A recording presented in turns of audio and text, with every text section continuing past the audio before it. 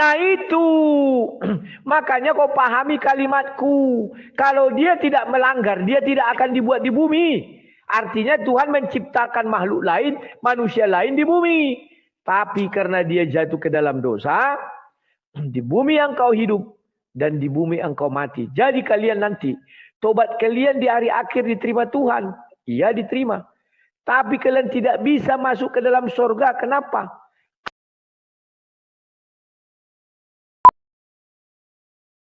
Halo Zapran, selamat malam. Silakan. Kalau mau berdiskusi, bergantian bicara, jangan ngotot-ngototan. Silakan. Oke. Begini Pak, saya ini penasaran nih. Yang mati tiang salib itu kemanusiaannya Yesus apa ketuhanannya begitu? Kalau dikatakan kemanusiaannya yang mati, apakah kemanusiaannya itu juga memiliki manusia juga pada saat itu, ya kan? Nah, kalau ketuhanannya yang mati, kalau ketuhanannya tidak bisa mati, bagaimana Yesus bisa mati pada saat disalib itu? Udah itu aja? Oke. Oke, aku jelaskan. Itulah hebatnya Bible. Sebelum Yesus menyerahkan nyawanya, ada terucap kalimat, Eloi, Eloi, lama sabatani. Allahku, Allahku, mengapa engkau meninggalkan aku? Paham ya? Nah, di situ jelas bahwa Roh Allah sudah meninggalkan Yesus sehingga Yesus kosong. Sehingga yang tinggal adalah Roh Zakaria 12 ayat 1. Itulah sebabnya Yesus ditombak, keluar darah dan air, maka dia menyerahkan nyawanya. Paham ya? Jadi kalau ditanya yang mati itu, mati kan bagi kita manusia. Itu adalah dagingnya. Ketuhanannya bagaimana? Kan sudah keluar dulu dan berpisah. Silakan. Dia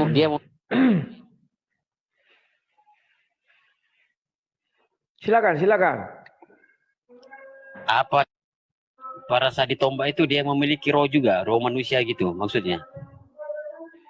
Iya, kan aku jelaskan. Roh Zakaria 12 ayat 1. Menebus Silakan. Tuhan pada saat ditombak.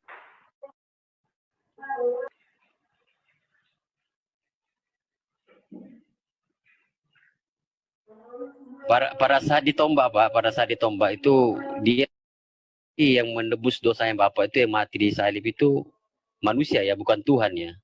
Yang menebus dosanya Bapak, tapi manusia. Kekeliruan dari orang bertanya selalu mengira kematian Yesus itu penebusan dosa. Itu keliru. Coba baca Matius 26 ayat 28. Darahku tertumpah bagi banyak orang sebagai pengampunan dosa atau penebusan dosa itu. Bukan kematian di kayu salib penebusan dosa. Tetapi oleh darahnya yang tercurah. Lah, lantas kenapa ada banyak yang mengatakan kematian di kayu salib itu kalau tidak mati di kayu salib maka kita tidak akan selamat. Kan begitu. Ingat ya, bedakan ya.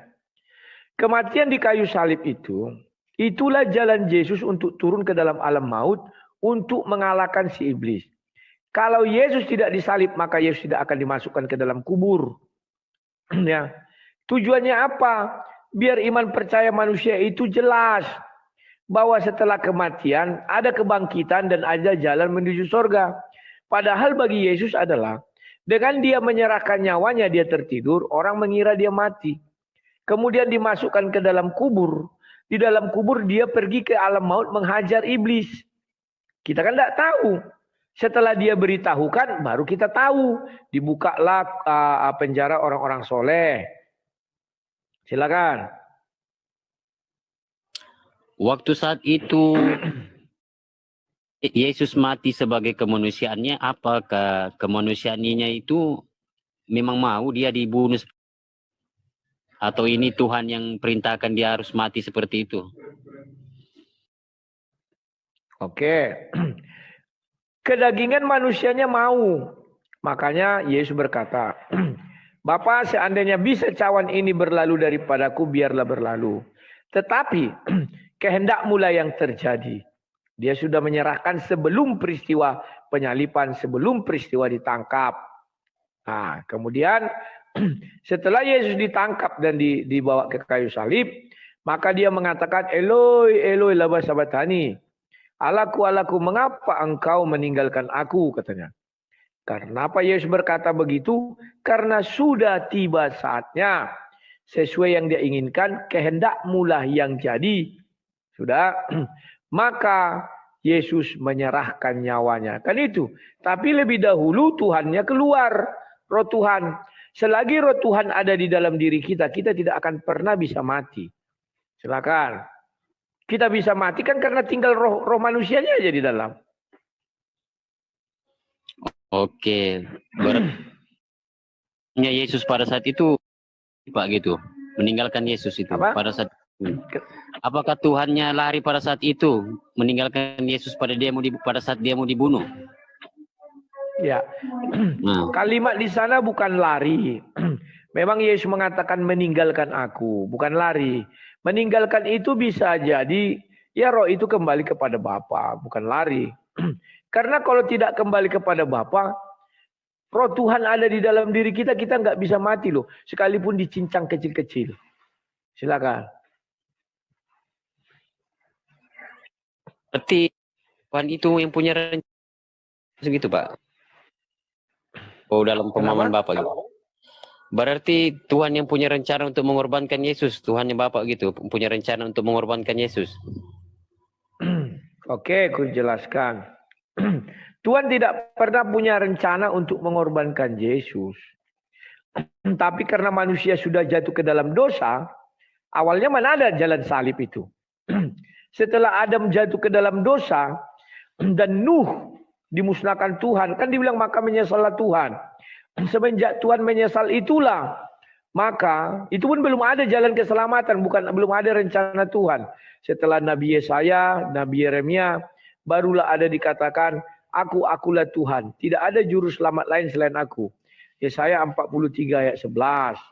Semenjak itulah, barulah mulai ada namanya misi penyelamatan manusia. Kalau dahulu Tuhan hanya menyelamatkan bangsa Israel dari perbudakan Mesir. Nah, sekarang Tuhan mau menyelamatkan manusia dari perbudakan dosa. Karena dosa itu sudah semakin banyak. Silakan. Kalau menurut hati ruani Bapak lah ya kan, saya tanya nih. Kira-kira Bapak mau nggak korbankan anaknya Bapak untuk menebus orang-orang yang buat maksiat seperti merampok, mencuri begitu. Nah, kenapa Tuhan ingin mengorbankan anaknya sendiri, ya kan, untuk menebus orang-orang yang buat maksiat seperti itu? Nah, itu pertanyaan itu. Bagaimana tuh? Aku jelaskan. Tuhan kami itu adalah Tuhan yang Maha Pengasih. Misalnya, saya punya anak, katakan 20. 19 anak saya membuat maksiat, jadi pelacur, lonte, segala macam. Dan ditahan. Ditahan di mana? Ditahan oleh seorang rampok. Kalau kau tidak menyerahkan anakmu yang satu lagi, semua ini akan kubunuh, katanya. Saya sebagai ayah lebih memilih menyelamatkan yang 19 ini lagi daripada yang satu ini. Kalau saya memilih menyelamatkan yang satu ini, artinya saya membantai yang 19. Itu kalau Tuhan yang Maha Pengasih. Tapi ada Tuhan yang Maha Kejam. Karena dia adalah iblis. Dia tidak mau menyelamatkan orang kalau tidak sujud menyembah kepadanya. Nah, begitu orang sujud menyembah kepadanya, malah diajarkan, kau bunuh orang sana, kau kumasukkan ke sorga. Itu iblis. Maka Tuhan kami tidaklah seperti iblis. Tuhan kami lebih baik mengorbankan satu anaknya ini, asal jutaan manusia yang lain bisa selamat. Dan anaknya itu kan bisa diselamatkannya lagi. Tapi kalau iblis tidak bisa menyelamatkan orang yang sudah mati. Itulah sebabnya ajaran iblis di kitab iblis Tidak pernah ditunjukkan sebuah bukti bahwa dia punya kuasa menghidupkan orang mati. Silakan. Tanya saya Pak, kira Bapak Tuhanmu pernah tidak menghidupkan orang mati? Takutku kau merasa pula. Janganlah kemana-mana dulu ah. Nah, pertanyaan saya begini Pak, Bapak mau nggak contoh ini ada orang perbuat maksiat, ya kan, berzina, merusak kan sudah diri. Jawab. Kok balik-balik ke situ kan sudah ku jawab. Carilah pertanyaan lain ah. Kalau di pengadilan, pertanyaan yang sudah ditanyakan tidak boleh ditanyakan ulang. Aduh. Oh gitu. Berarti Bapak tadi jawabnya mau ya? Mau ya? Mau kan aku bilang. Oke.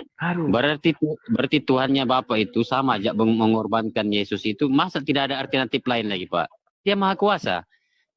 Ya kan contoh pada zaman Nabi Ibrahim, ya kalau dalam Islam zaman Nabi Ibrahim, ketika Nabi Ibrahim ingin menyembelih anaknya Ismail, ya kan perintah. Lalu Allah menggantikan, ini anaknya orang loh Pak, anaknya orang aja Allah menggantikan dengan domba, ya kan untuk disembelih. Maka terjadilah sampai saat ini kan ada korban. Nah, kenapa Tuhannya Bapak tidak berkuasa untuk menggantikan seperti itu, ya kan? Masa dia mengorbankan anaknya sendiri? Ya kan? Anaknya orang Tunggu dulu, aku tertarik loh, Pak, ya kan? Iya, tertarik aku mendengar. Sendiri tidak bisa selamatkan. Oke. Sebentar dulu. Aku tertarik mengenai kisah Tuhanmu menyelamatkan anaknya Nabi Ibrahim. Maka kamu bilang Tuhanmu punya alternatif atau cara lain untuk menyelamatkan manusia dari dosa. Tolong sebutkan dong, siapa manusia yang bisa diselamatkan Tuhanmu? Potong leherku kalau ada, silakan tunjukkan. Ismail Pak, nak jadi disembelih diganti dengan domba, itu kan diselamatkan itu, nak jadi dipotong, ya kan? Jadi, sekarang Ismail mati atau enggak?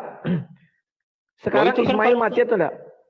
Ya jelas lah mati Pak, itu sudah lama, gimana sih? Nah sekarang tunjukkan sama aku, kan aku bilang, siapa yang diselamatkan Tuhanmu dari kematian? Kalau Ismail itu bukan pernah dikorbankan, nggak pernah. Itu hayalan kalian. Loh, jangan begitu Pak. Ini kan kita kan sesuai data kitab masing-masing. Harus fair. Data mana? Buka ayatnya di Al-Quran Ismail dipersembahkan. Tidak ada. Sudah diakui itu tidak ada. Secara terang tidak ada. Tetapi secara tafsir ada. Kalau Bible yang dipersembahkan itu namanya si Ishak. Itu kan data. Itu bukan fakta. Itu hayalan kalian. Ya kan, harus fair lah. Nggak boleh begitu. Apapun yang tertulis dan itu diakui oleh orang Islam. Ya mana tertulis? Ya, mana tertulis di Al-Quran? Ya, kan? Mana? Ya, kasih ayatnya. Ya kan? Ya, kasih ayatnya. Kasih ayatnya bahwa yang digantikan itu Ismail namanya. Kalau Ishak, di Bible ada tertulis langsung Ishak. Di Al-Quran nggak ada. Itu hanya mimpi kalian agar Abraham adalah Ibrahim. Silakan. Loh, nggak boleh loh. Itu datanya orang Muslim, nggak boleh. Walaupun Bapak ngomong seperti itu sudah menjadi data. Datanya ya. mana? Bawa ayat Al-Qurannya. Kalau ada ayat Al-Qurannya tidak kutentang. Ini kan tidak ada ayat Al-Qurannya. Mengakui sejarah itu Pak. Iya, semua umat Islam sudah mengakui sejarah itu. Nggak boleh diganggu gugat. Jadi, ya kan? Kok nggak boleh diganggu gugat? Itu kan klaim umat Islam sekarang. Kalau Al-Quran mengatakan tidak demikian. Karena kalian kan penentang firman Tuhan. Nah, sekarang saya tanya, kan makanya saya katakan, apapun yang telah tertulis, mau itu tafsir, hadis atau apapun, itu kan sudah tertulis, ya kan? Berarti itu data, ya kan? Kalau Bapak itu mau bukan data, itu namanya omong kosong, hayalan. Kalau tertulis itu seperti di Kejadian 21, maka Abraham mengajak anaknya Ishak. Jelas dijelaskan anaknya yang dibawa. Dan dia bertanya, ayah, mana domba yang mau kita sembelih? Kau yang mau disembelih, katanya. Al-Quran ada nggak bercerita gitu? Diselamatkan kan pada saat itu? Diselamatkan nggak? Ya, diselamatkan. Dia pada saat itu diselamatkan dengan cara, gantian kita bicara. Karena bising kali kau. Nah, dia diselamatkan dengan cara apa? Digantilah anak domba yang berasal dari Allah. Maka dibilanglah anak domba Allah. Itulah cikal bakal Yesus pun dibuat mengganti dosa banyak manusia. Maka Yesus dikatakan domba. Itu kau pandai. Kenapa Yesus kau tidak pandai? Silakan. Kritik mengambil alternatif itu, saya tanya. Kenapa? Ayo, kenapa harus itu yang dia bunuhnya? Anak orang aja diselamatkan pada saat itu. Nah, kenapa pada Kenapa? Yesus? Nah, sekarang pada saat itu, anak orang aja dia selamatkan, ya kan? Nah, kenapa anaknya sendiri yang Bapak katakan Yesus kan Bapak katakan anak Tuhan, ya kan? Kenapa dia tidak selamatkan? Nah, ini pertanyaan. Kan sudah kujelaskan sama kau. Yang menyelamatkan Ishak itu adalah anak domba yang berasal dari Allah. Maka anak domba itu adalah Yesus sekarang. Jadi benarlah Yesus mengganti kami. Paham nggak kau? Aduh. Silakan. Mbak jadi nih. Kok putus-putus? Bagaimana sih anak domba jadi Yesus lagi begitu? Itulah perumpamaan yang dibuat Tuhan. Makanya Yesus dinamakan anak domba Allah. Karena anak domba yang berasal dari Allah, itulah yang menyelamatkan Ishak. Ya, bentuknya seperti apa anak domba itu waktu itu yang menyelamatkan Ishak? Yang menyelamatkan Ishak domba benaran. Yang menyelamatkan manusia rame-rame dibilang apa? Ibrani 7. Hewan tidak bisa lagi menyelamatkan manusia. Maka ini benaran anak domba bukan dari Allah lagi, tapi anak domba Allah. Darinya dicoret. Paham nggak? Oh, berarti pada saat itu pada saat Nabi Ibrahim itu Tuhan masih berkuasa begitu ya, bisa menyelamatkan anak manusia gitu. Nah, pada saat zaman selamatkan Yesus. Kok jadi Yesus yang mau diselamatkan? Yang mau diselamatkan itu dosa manusia. Yang mau diselamatkan itu Isa. Bukan yang mau diselamatkan domba itu. Aduh. Lem. Kapanlah kau cerdas? Ketawa. Masa anaknya sendiri dia tidak selamatkan? Itu kita pertanyaannya. Kenapa anak orang diselamatkan, anaknya sendiri dia tidak selamatkan? Nah, itu pertanyaannya. Oke, ku jelaskan sama kau. Kapan Yesus tidak selamat? Yesus sudah di surga. Tahu nggak kau arti keselamatan? Arti keselamatan itu adalah masuk surga. Makanya ku bilang ajaran iblis sok-sok mengatakan dia jalan keselamatan. Tapi iblis tidak berani memasukkan anggotanya ke dalam surga. Dia hanya menjanjikan, namanya iblis. Hanya menjanjikan tapi tidak bisa membuktikan. Ya. Silakan. Kira-kira kalau Bapak punya kuasa pada saat begitu juga, apakah Bapak tidak mampu untuk selamatkan anak Bapak gitu? Oke, ku jelaskan. Saat mau dibunuh begitu. Bapak tidak mau selamatkan. Ku jelaskan. Matikan mikmu. Yesus tidak pernah mati dibunuh. Apa yang mau diselamatkan? Yesus tidak pernah mati. Apa yang mau diselamatkan? Kematian Yesus sudah berapa kali kuajarkan sama kalian. Itu dari sudut pandang manusia yang berdosa. Yang berada di luar kubur. Tetapi di dalam kubur malaikat mengatakan apa? Kau cari Alkitab kami. Tidak satu kata pun malaikat mengucapkan. Dia yang bangkit dari orang mati tak ada. Itu ucapan manusia. Karena manusia tidak tahu apa yang terjadi dalam kubur. Saya tahu karena di Lukas 24 ayat 5 dikatakan. Dia hidup di antara orang mati. Jadi tidak pernah Yesus mati. Apa yang mau diselamatkan? Aduh. Ada lagi? Ayatnya itu bagaimana tuh Pak? Terkutuk kalau orang yang mati di tiang salib itu bagaimana? Itu mati kan? Itu sudah kujelaskan tadi siang. Kalimat itu bukan ucapan Paulus. Paulus hanya mengutip ayat daripada Ulangan 21 itu orang Yahudi. Terkutuklah orang mati di kayu salib. Betul. Yesus kan tidak mati di kayu salib. Maka dia tidak terkutuk. Bukan berarti Paulus mengatakan Yesus terkutuk. Kan dibilangnya terkutuklah orang yang mati di kayu salib. Sebab ada tertulis. Paham? Apakah Yesus mati? Enggak. Yesus tidak mati di kayu salib. Makanya dia tidak terkutuk. Yang mati di kayu salib itu terkutuk. Aduh, itu aja susah kali. Makanya melihat kematian Yesus, perhatikan baik-baik. Ada dua sudut pandang. Sudut pandang dalam kubur dan sudut pandang luar kubur. Kenapa saya harus menjelaskan gitu? Karena saya Kristen alternatif. Itu beranjak daripada Yunus. Kan dibilang di Matius 12 ayat 39 40. Tanda yang kalian minta itu apa? Angkatan ini orang tidak percaya, tapi baiklah. Tanda itu seperti tanda Yunus. Maka lompat langsung kita buka aja kitab Yunus, sudah ada lengkap. Di Yunus 2 ayat 1. Dari dunia orang mati aku menyeru nama kepadamu. Apakah Yunus mati? Kan tidak. Tapi bagi orang di atas kapal dia mati karena dimakan ikan. Logika, kalau ikan sudah menelan kita, tidak ada kata selamat. Karena di dalam perut ikan tidak ada oksigen. Lanjut, silakan.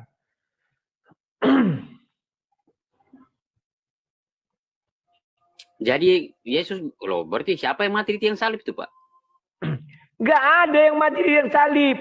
Yesus itu menyerahkan nyawanya untuk menerimanya kembali. Kalimat mati, dengar dulu. Kalimat mati, ada yang mengambil nyawanya. Yohanes 10 ayat 18, aku memberikan nyawaku untuk menerimanya kembali. 17, 18, tak seorang pun mengambilnya daripadaku. Jadi itu bagaimana? Seperti Lazarus tidur. Di hadapan Tuhan tidak ada kematian, yang ada adalah tidur itu. Maka dibilang Tuhan, Lazarus tidak mati tapi tidur. Bagi manusia, Lazarus mati. Sama dengan saya, bagi saya Yesus mati. Tapi faktanya dia nggak mati, tidur. Maka dibilang sama si Paulus, celakalah orang yang mati. Yesus mati kan tidak mati. Hah? Mati dengan tidur kan beda. Kalau tidur kan kita enak tidur. Ini kan disalib, ditombak, keluar darah. Masa tidur? Aduh. Ya, aku jelaskan sama kau. Ketika ada kalimat, aku memberikan nyawaku untuk menerimanya kembali. Coba kau jelaskan apa yang bisa kau gambarkan. Hanya tidur. Tidur itu kita seperti menyerahkan nyawa. Makanya bagi Tuhan, manusia mati itu kayak tertidur katanya. Banyak ayatnya. Baca aja Yohanes 11. Oh, dia nggak mati, hanya tidur. Tapi yang mereka maksud adalah memang mati. Paham nggak kau? Saya tidak bisa paham kalau seperti. Betul. Kau tidak akan bisa paham sampai dunia kiamat. Jangankan kau, Tuhanmu pun tidak akan paham. Sebelum kau memeluk Kristen, kau nggak akan bisa paham.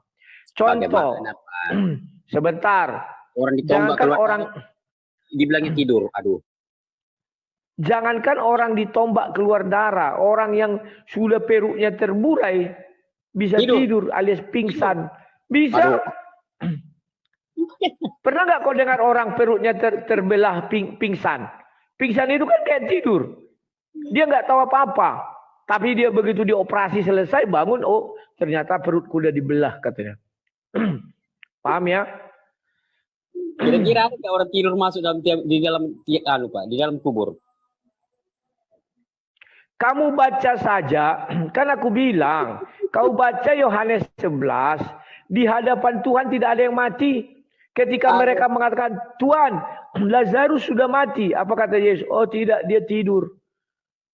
Tapi kalau Tuhanmu, kalau orang mati ya mati. Kalau Tuhan kami tidak tidur bagi dia itu. Oh tidur. Oh, tembus perut apa segala tidur ya. Iya. Kan Tuhan kami punya kuasa. Buktinya Lazarus yang sudah 4 hari jadi bangke. Bangun kau Lazarus, keluar. Karena keluar si Lazarus. Ya dikafani, Lazarus dikafani. Baca aja Yohanes 11. Makanya kalian itu rajin membaca. Oke, sekarang kau tadi bicara masalah penebusan dosa. Kan Tuhan punya kuasa. Coba kau sebutkan dulu dalam ajaranmu. Ya kan? Ya. Coba kau sebutkan dulu. Kenapa Tuhanmu tidak bisa menyelamatkan kekasih Allah, yakni Muhammad. Mati, bangkit pun tidak sampai hari ini. Iya, namanya Kekasihnya manusia. itu. Kan, ya kan, kullu nafsin dha'iqatul maut. Ya kan? Setiap yang bernyawa Oke. pasti mati, ya kan? Sekarang ku tanya kau. Ya, tahu nggak kau asal usul kematian dalam Al-Quran? Asal-usul kematian maksudnya apa, Pak? Iya, jalannya kematian itu tahu nggak kau di Al-Quran itu apa dasar kematian? Mulai dari penciptaan sampai sekarang. Dasar kematian itu, Pak, karena sudah sampai waktunya gitu. Makanya, Dek. Makanya dalam Al-Quran itu kalau sudah sampai waktunya orang punya ajal tidak akan dapat dimundurkan dan tidak akan dapat dimajukan. Dek, Ya kan? makanya kau banyak belajar baca Al-Quranmu dengan baik dan benar. Kau baca aja surah 7 ayat 12 sampai 25, maka tahu kau apa asal usul kematian. Kau baca baik-baik ya, Dek. Surah 7 ayat 12 sampai 25, kau akan tahu apa asal usul kematian. Paham ya? Tahu nggak kau asal usul kematian itu dari mana? Asal usul kematian. Ya, namanya asal usul kematian itu ya kalau sudah mati sudah sampai waktunya, Pak. Ya kan? Nah, disitulah letak isi kepala kalian itu dangkal. Jadi nggak salah Kejadian 16 ayat 12 mengatakan kalian itu keledai liar. Sudah. Kusuruh kau membaca surah 7 ayat 12 sampai 25, enggak kau baca dulu. Langsung kau jawab. Ketika Adam dan Hawa diciptakan di dalam sorga, apakah kematian itu ada? Apa ya, Pak? Ketika Adam diciptakan dalam surga, apakah kematian itu ada? Iya. Oh, saya tidak tahu kalau itu, Pak. Kenapa enggak tahu? Makanya gue bilang baca baik-baik Quranmu. Surah 7 ayat 12 sampai 25 kau baca. Ketika Adam diciptakan di sorga, kematian itu tidak ada. Itulah sebabnya orang yang nanti di hari akhir dimasukkan ke sorga. Hidup kekal selamanya karena di sorga enggak ada kematian. Demikian juga Adam. Di sorga itu tidak bisa mati. Setuju enggak kau? Ya iyalah, dia kan bukan disimpan pada saat itu di surga, Pak. Dia kan memang akan diciptakan untuk di bumi, ya kan? Bahwa Allah akan menciptakan makanya kau baca. Makanya ya kan? Kau baca baik-baik Al-Quran itu. Dia di surga. Iya, dia di surga, Pak. Paham? Memang dia di surga.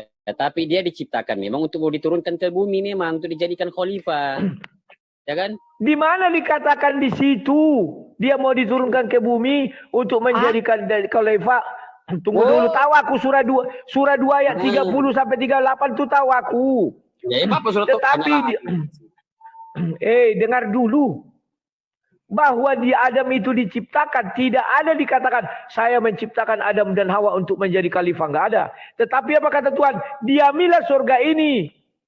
Adam dan Hawa itu diciptakan untuk mendiami surga. Oh, lu. Itu di situ dikatakan, Allah berfirman di situ. Bahwa dia itu surah 2 ayat 30.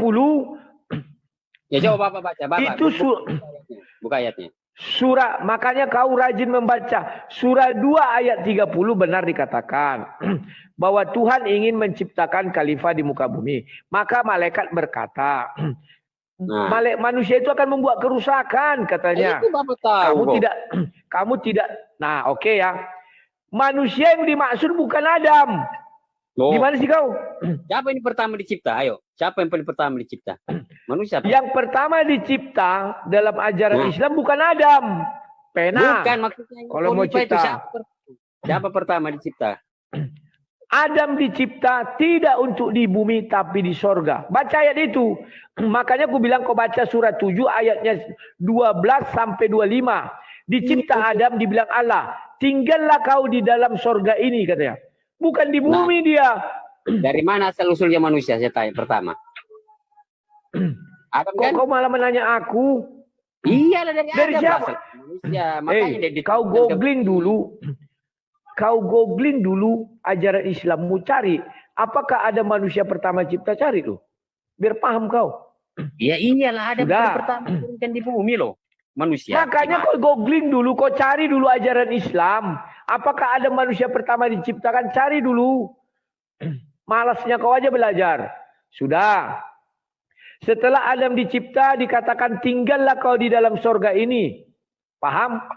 Kemudian di dalam sorga sudah kau akui tidak ada kematian. Jadi dari mana asal usul kematian? Kutanya dulu kau. Nanti kita lihat kenapa Adam diusir dari sorga. Jawab dulu, dari mana asal usul kematian? Iya dari itulah setiap manusia itu diciptakan. Pak akan sudah ditentukan hajalnya, umurnya, begitu. Makanya kau rajin baca Al-Qur'anmu itu. Asal usul kematian setelah Adam zolim. Setelah dia zolim, dia minta ampun alias bertobat. Setelah tobatnya diterima, dia diusirlah dari sorga. Ingat? Dan setelah diusir diberi hukuman. Makanya kau baca surat 7 ayat 25. Apa itu? Di bumi engkau hidup. Sudah? Dan di bumi engkau mati. Dan di bumi pula engkau akan dibangkitkan. Pahami dulu maknanya itu apa. Setelah Adam diusir ke bumi, barulah diberikan perintah kematian. Ketika dia di sorga tidak ada perintah kematian. Paham? Itulah asal usul kematian. Setelah Adam diusir dari sorga, di surat 725 baru dikatakan di bumi kau hidup, di bumi engkau mati, dan di bumi engkau dibangkitkan. Paham? Ya kan sudah ditulis memang sudah ditentukannya mengajalnya, iya kan? Mana ada ditentukan ajalnya di sorga nggak bisa mati? Kau aja mengakui pertama. Ya setelah di bumi. Kenapa? Gitu, Pak. Memang dia akan diturunkan Kenapa? juga. Dia memang akan diturunkan ke dunia ini. Dia diturunkan ke dunia ini kapan? Ya pada saat dia melanggar itu. Nah itu. Makanya kau pahami kalimatku. Kalau dia tidak melanggar, dia tidak akan dibuat di bumi. Artinya Tuhan menciptakan makhluk lain, manusia lain di bumi. Tapi karena dia jatuh ke dalam dosa, di bumi yang kau hidup, dan di bumi engkau mati. Jadi kalian nanti, tobat kalian di hari akhir diterima Tuhan. Iya diterima. Tapi kalian tidak bisa masuk ke dalam surga. Kenapa? Adam contoh barang orang bertobat, tobatnya diterima. Malah diberi hukuman mati. Sama dengan kalian diberi hukuman mati nanti kalian. Makanya ke neraka dulu kalian semua. Surah 1971. Aduh. Sudah. Apa lagi? Nah itu aja tadi pertanyaan saya, Pak. Kenapa Tuhan itu tidak mau selamatkan anaknya itu? Nah itu aja pertanyaan saya itu. Apa yang mau diselamatkan? Yesus kan selamat. Di mana Yesus tidak selamat? Tunjukkanlah. Sekarang dia ada di surga. Arti keselamatan aja kau nggak tahu. Keselamatan itu bukan saya diselamatkan dari pengeroyokan. Kalau rohani bicara keselamatan itu ke surga. Aduh. Sebagai seorang bapak, sebagai seorang ayah begitu, mau nggak lihat anak ini tombak-tombak begitu? Mau? Kalau bapak punya kuasa, kan bapak punya kuasa ini. Ya, contohlah bapak seorang penguasa negara, penguasa dunia lah, penguasaan dunia. Bapak mau anak bapak ini tombak-tombak begitu? Mau? Kujelaskan. Ada seorang raja yang adil. Maka dibilanglah, kubunuh semua rakyatmu ini, kata perampok. Atau anakmu, kau tumbalkan ke kami. Seorang raja yang lalim akan mengorbankan rakyatnya yang 1000 orang itu. Biar aja mati yang 1000 itu, penting anakku selamat. Itu lalim. Tapi raja yang adil, dia menangis. Dia bilang sama anaknya, nak, daripada 1 juta orang itu mati, nak, engkau menggantikan mereka, mau enggak? Anaknya adalah anak yang berbakti. Siap ayah, saya akan menggantikannya. Asal yang 1 juta orang itu bisa diselamatkan. Itu raja yang benar. Kalau iblis, biarlah mati itu. Kau aja lah, penting kau sembah-sembah, aku terus ya kan ya. Iblis. Silakan. Perasaannya Tuhannya Bapak itu terbatas. Berarti ada sesuatu yang lakukan untuk menolong anaknya sendiri begitu. Oke. Batas apa dasar ya? Apa dasar kau kriterianya Tuhan itu terbatas? Coba jelaskan. Itu anaknya sendiri dia tidak bisa selamatkan. Bagaimana sih? Iya kan? Kan sudah kujelaskan berulang-ulang keledai. Itu juga kau. Kalau kau di pengadilan sudah diusir kau dari ruang pengadilan. Kalau kau di pengadilan sudah diusir dari ruang pengadilan, tidak boleh mengajukan pertanyaan yang sama berulang-ulang karena sudah dijawab. Tapi keledai kan tetap keledai, nggak tahu apa-apa. Oh, kan saya bilang kan terbatas, Pak. Itu kan bukan pertanyaan. Iyalah, oke lah. Itu aja enggak berkembang. Namanya keledai. Diterangkan sejuta kali itu juga pertanyaannya. Enggak berani dia membuka yang lain. Coba aku kau suruh bertanya. Kutanya, kau enggak tahu. Belajar dulu kau kitabmu, ku bilang. Setelah kuajarkan, manusia kan mau diciptakan jadi khalifah di muka bumi. Betul. Tapi bukan Adam. Aku bukakan ayatnya, surahnya. Kalau keledai ini memang keledai. Sok-sok bertanya kitab suci orang lain, kitabnya aja nggak tahu. Belfire, terima kasih. Lope-lopenya. Sekarang aku bukakan Al-Baqarah yang dibilangnya 30. Aku mau diujinya, aduh. Sudah katam kali aku diletaknya di mana apa yang dibilang. Ya, dan ingatlah ketika Tuhanmu berfirman kepada para malaikat, aku hendak menjadikan khalifah di bumi. Mereka berkata, apakah engkau hendak menjadikan orang yang merusak dan menumpahkan darah di sana? Sedangkan kami bertasbih memujimu dan mencucikan namamu. Dia berfirman, sungguh aku mengetahui apa yang tidak kamu ketahui. Sebenarnya yang hebat itu malaikat apa Allah? Malaikat tahu. Apakah engkau hendak menjadikan orang yang merusak dan menumpahkan darah di sana? Artinya, apakah saat itu di bumi sudah ada pernah pertumpahan darah? Belum. Kalau ini dibilangnya, karena manusia belum dicipta. Artinya malaikat bernubuat. Malaikatlah yang membuat manusia itu ada. Karena ucapan dia. Paham ya? Mereka nggak tahu itu kawan, asal usul sebab nggak tahu. Yang penting baca, lihat tafsirnya entah apapun isi penafsiran ini. Ya. Yang penting udahlah, itulah benar itu. Dan ingatlah ketika Tuhanmu berfirman kepada malaikat, aku hendak menjadikan khalifah di muka bumi. Saat itu manusia sudah ada nggak di muka bumi? Bisa jadi ada. Dari mana kau tahu? Maka mereka berkata, apakah engkau hendak menjadikan orang yang merusak dan menumpahkan darah di sana? Kalau belum ada manusia, lah siapa yang menumpahkan darah? Orang manusia belum ada. Artinya malaikat ini yang hebat.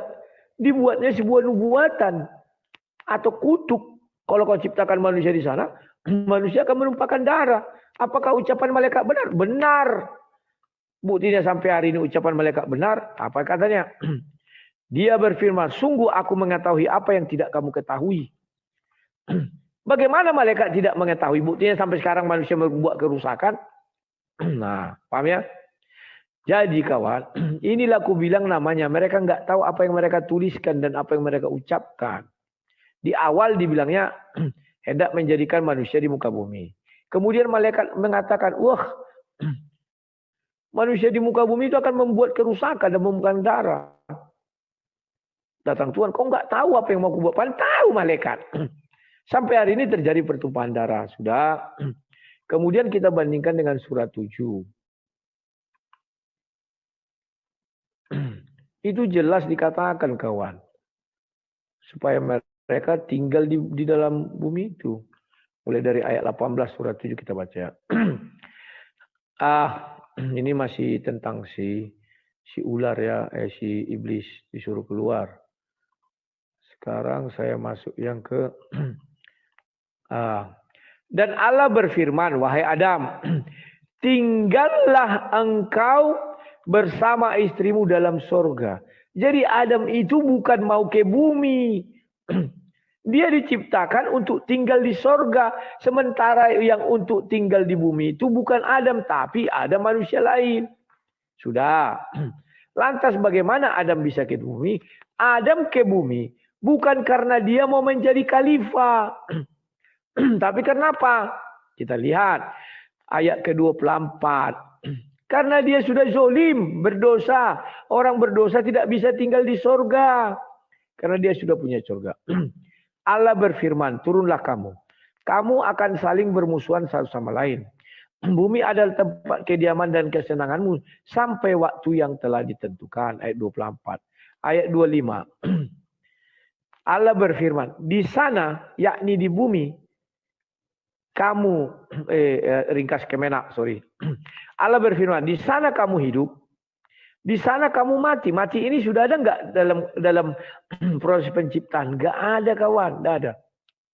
Ya, kenapa ada kata mati? Karena iblis meminta, berilah aku tangguh sampai mereka dibangkitkan. Kalau ada kebangkitan, pasti didahului dengan kematian. Makanya Tuhan memberi hukuman mati atas permintaan iblis. Paham ya? Aduh, nggak paham orang ini. Tapi ya sudahlah, itulah dulu ya. Apa boleh buat. Kalau ngototnya mau bertanya tentang kekristenan, kencang kali. Ditanya kitabnya, nggak tahu. Oke, siapa yang dia diselamatkan Tuhan mau bilang? Ismail kan ya? Mana ayatnya? Kan tidak ada. Ya, tapi iman kami mengatakan begitu. Iya, karena kalian kan sudah apa? Sudah memang hidup di dalam angan-angan. Kalau Al-Quran mana ada menulis jelas? Maka Ibrahim membawa anaknya Ismail. Tidak ada kawan. Ya. Kalau kita ada. Maka dia membawa anaknya si Ishak.